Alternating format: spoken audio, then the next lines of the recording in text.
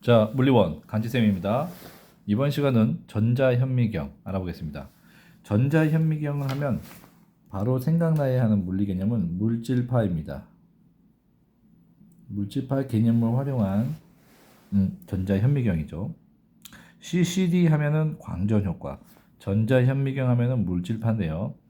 자, 물질파를 이용한 전자현미경의 원리 알아보겠습니다. 전자현미경은 크게 주사전자현미경, 투과전자현미경, 셈, 템이 있습니다. 광학현미경과 비교를 해보는데 광학현미경 같은 경우에는 이렇게 대략적인 모습, 단면을 대략적인 모습을 볼 수 있지만 주사전자현미경, 셈인 경우에는 겉표면에 입체적인 털까지 다 보입니다.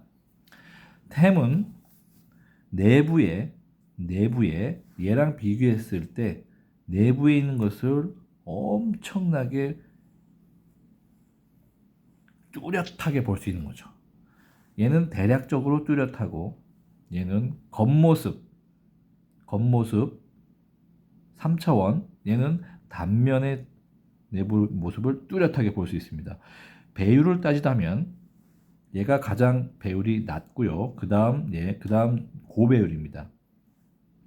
그리고 선명함을 따진다면 얘가 가장 선명할 겁니다. 그래서 이 원리 알아보겠습니다.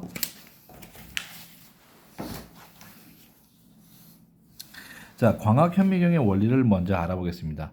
광학현미경은 여기 광원이 있고요. 여러 가지 렌즈, 거울, 렌즈 해서 시료가 여기 있습니다. 그러면 시료를 얇게 만들어서 빛을 통과시킵니다. 그러면 시료에서 다시 빛이 나오겠죠. 그 빛을 렌즈로 모으고 또 저반 렌즈로 모아서 눈에 오는 건데 여기 통과된 빛을 모아서 여기 빛에 오는 것은 회절문이라고 합니다. 빛이 옆으로 이게 퍼지는데 이거를 모아주는 장치, 대물 렌즈 유리로 만든, 그리고 다시 퍼지는 거를 모아주는 저반 렌즈로 또 볼록한 렌즈로 모아주는 장치.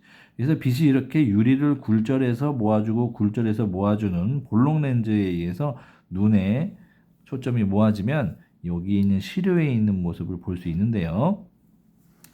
어떤 광선을 이용하냐? 빛의 가시광선을 이용합니다. 그리고 이 가시광선이 물체를 통과시켜서 굴절하겠죠. 이 통과시키된 이 시료의 빛이 여기서 굴절됩니다. 굴절되면은 물체가 커 보이죠. 여러분들 물이 들어간 곳에 젓가락을 보면은 물 속에는 두꺼워 보이고 여기는 얇아 보이죠. 물 속에서 보이는 건 커 보인단 말이죠. 굴절돼서 여기도 마찬가지로 굴절돼서 보는 빛이 커 보이는데 그러한 장치입니다.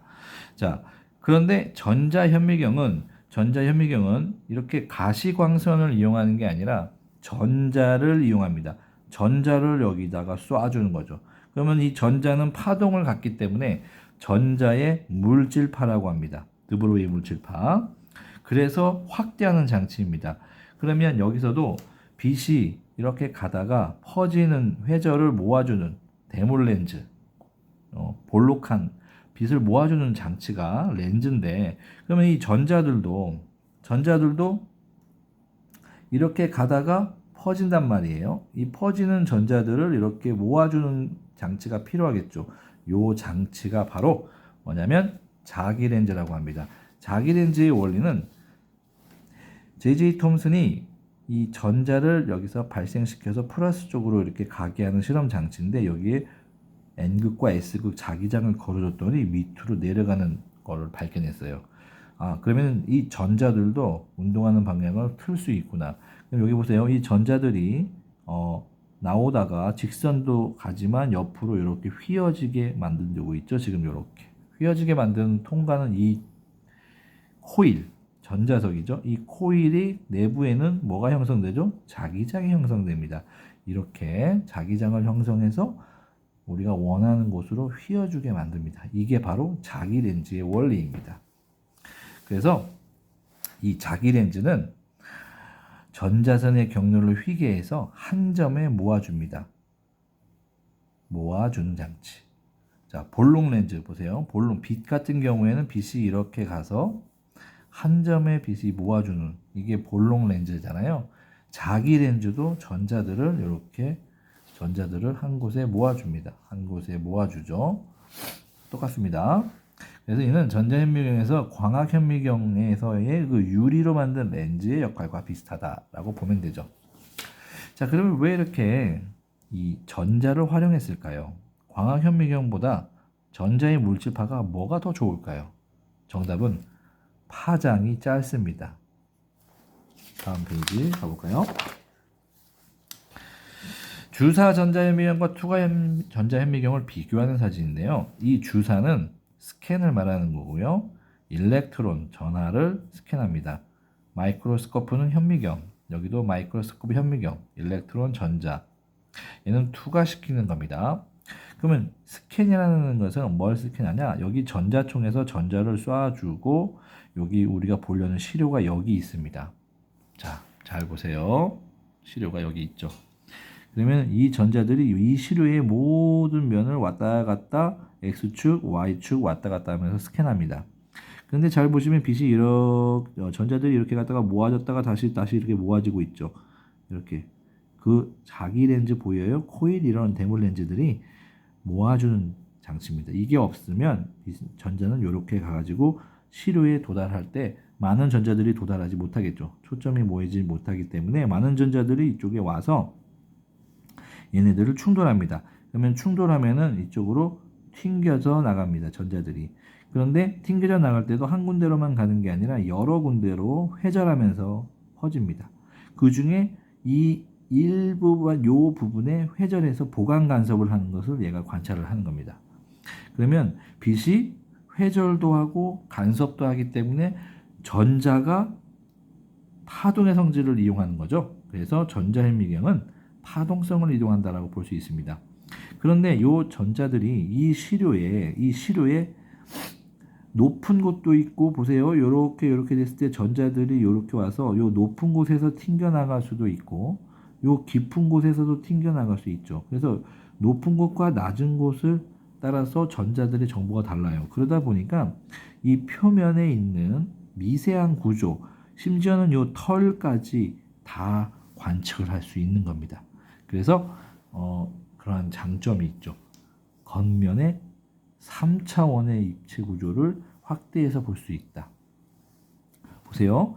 필라멘트에서 방출된 전자를 10kV에서 30kV 전압으로 가속을 시킵니다. 나중에 또 볼 건데 그러면 전자가 빨라지죠. 그러면 전자선을 만들 수 있는 거죠. 이렇게 전자선은 퍼지기 때문에 자기 렌즈를 통과시켜서 초점을 가운데로 모아줍니다. 이렇게 만든 전자선을 시료 표면을 따라 스캔을 하면서 자, 스캔을 한다는 것은 자, 시료 표면이 이렇게 돼 있고 울퉁불퉁한다면 전자가 이렇게 와서 튕겨나가고 또 전자가 이렇게 와서 튕겨나가고 그래서 이 전자선들이 모든 지점을 다 이렇게 스캔을 하면은 튕겨나가는 것들이 다 많을 거 아닙니까? 그것을 분석해도 이 표면에 위아래인 입체적인 것을 3차원 구조를 우리가 볼 수 있다는 관찰입니다. 근데 단점은 예를 들어서 이 마이너스 전자들이 이렇게 왔다가 여기 전자들이 박혀버리면 이쪽으로 튕겨나갈 수가 없겠죠. 그러면 바뀌지 않게 하려면 딱딱하게 만들어야 돼요. 그래서 금속으로 코팅합니다. 그러면 금속으로 코팅을 하면은 여기 마이너스가 왔을 때 여기 금속에 마이너스 그걸 띄면은 바뀌지 않고 반발력에 의해서 튕겨서 나갈 수도 있겠죠. 그래서 금속으로 코팅을 하면은 박히는 거를 방지할 수도 있다고 합니다. 그리고 시료를 얇게 만들 필요가 없겠죠. 얘가 이렇게 두꺼워도 이 표면만 보면 되니까 그런 장점들이 있습니다. 그리고 투과 전자현미경을 보시면 이 투과는 시료가 이 밑에 있는 게 아니라 요 위에 있어요. 자, 요 위에 있는데 요 시료 잘 보시죠. 이 시료는 위에 있고 전자가 이렇게 자기 렌즈를 통과해서 모아지는 여기를 통과합니다. 그래서 트랜스미션, 통과라는 말을 쓰는 건데 자, 통과를 하게 되면은 이 시료에 있는 그 작은 물체들의 사이사이를 통과하면서 거기서 빛이 다시 흡수돼서 다시 나오는 거기 때문에 그 통과된 그 빛에 의해서 그 물질의 회절 무늬를 여기서 볼 수 있는 건데요. 여기 회절 무늬. 자, 그런데 여기를 통과하려면 얘보다는 더 강력하게 더 밀어내는 전자가 필요하겠죠. 그 밀어내는 힘이 바로 가속 전압인데요. 높은 전압입니다. 100kV, 얘는 10kV. 10배 이상의 더 큰 에너지, 전압을 줘야만이 투과시킬 수 있습니다. 그래서 높은 고전압의 전자를 가속시킨 다음 자기 렌즈를 통과하겠죠. 그러면 자기 렌즈를 통과해서 여기 형광 스크린입니다. 도달한 전자가 형광 스크린인데 그 형광 스크린에 회절 무늬를 보는 거예요. 회절 무늬를 보면 이게 바로 나타난 거죠. 여기 보면은 아주 내부 구조가 자세한 거. 자, 시료가 얇아야 됩니다. 그러니까 얇아서 여기를 통과하는 그 전자에 의한 정보가 여기에 다 드러난 거죠. 그러면 단면만 보는 건데 얇아야 한다는 게 여기가 그 이유가 나오고요. 2차원적인 내부 구조만 알 수 있습니다. 매우 얇아서 통과한 내부 구조. 그리고 샘보다는 배율이 높습니다. 고배율입니다. 보세요. 얘보다는 얘가 더 확대돼서 본 그림이라는 걸 알 수 있습니다. 자, 그러면 이렇게 비교를 해 보았는데요. 전자 현미경 같은 경우에는 전자의 물질파 기억해야 돼요. 물질파인데 주사 전자 현미경은 가속 전압이 약하고 템은 셉니다.